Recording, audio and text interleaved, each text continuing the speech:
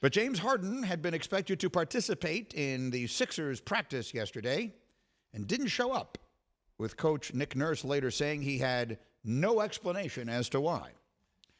Sources tell our Ramona Shelburne that after attending a meeting with the team in New York over the weekend, Harden has been in Houston for the past few days, and the franchise plans to allow him the chance to explain his absence before deciding how to handle any punishment.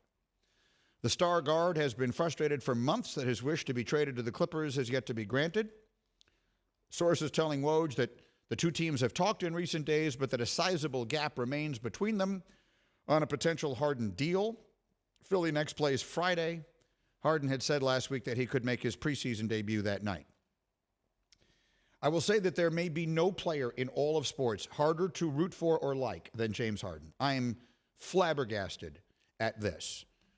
The problem that the NBA has, and I saw the commissioner was on with Stephen A. yesterday on First Take, and he talked about how he does not want these trade demands and all this stuff to become public, is that the league has been built on the stardom, the star power of its superstars. And thus, the basketball superstar receives more than any of the other athletes in our society. The baseball players may, in some cases, make as much money. But generally speaking, there are no stars like basketball stars in this country because the genius of David Stern realized we've got a very individualized sport. We got the crowd very close to the court. We got no helmet. We got no pads. We got no nothing. We can see these guys' faces. They're very attractive and appealing and charismatic, and I can build something out of these people. And so he rode Magic Johnson, Larry Bird, Michael Jordan, and others to a place where they took the NBA to a level of popularity that it had never been before and probably should never have been expected to reach. And one of the things all those guys had in common, Magic, Larry, Michael, Shaquille O'Neal, Kobe Bryant, the list goes on and on. I would put LeBron James in this category too, is that while they wanted to be individually great, while they wanted their own teams to win, while they wanted to build their brands and their reputation and their fame and their stardom and their money and all that, all of which is great, they also had one other interest, one thing that was important to them, and that is leaving the league in a better place than they found it. Maybe because all of them were old enough to remember a time when it wasn't that. Remember, Kobe Bryant's dad played in the league. Kobe Bryant knew what the league was in the 70s. Basketball was in trouble in the 70s. The NBA Finals were on tape delay into the 80s. Now it is this mega, huge international thing. And you can't be taking that for granted. And no one takes it for granted more than James Harden. He believes the entire league owes him whatever he wants because he's so talented. But the truth is, the story of his career has always been when it mattered most, he doesn't come up big. And the moment things turn a direction he doesn't like, he just wants out. He ate himself out of Houston the first time. He got himself out of out of Brooklyn. He got himself, and now he's trying to get himself out of Philly. And he's so offended that they haven't traded him for who would want him? Why on earth do you want, if you're the Clippers, what do you want with him? Just because he wants to be there? So I find this extremely frustrating. And whatever it is that Daryl Morey said to him, look, if they had some kind of promise that is now not being kept, I understand Harden being hurt by that or being angry or whatever the case may be. But is there no professionalism involved in this at all? Does the league not matter to you beyond yourself at all? That's what I feel like I'm seeing here. So those are my thoughts. Hembo, as a Philadelphian, what are yours? Yeah, that was well said. I mean, James Harden, as our old buddy Ryan Russillo likes to say on his show, is the greatest quitter to ever do it. He's the only person, at least of this magnitude, certainly, that has now literally quit on 3 different teams he's played on. He's done so differently and creatively.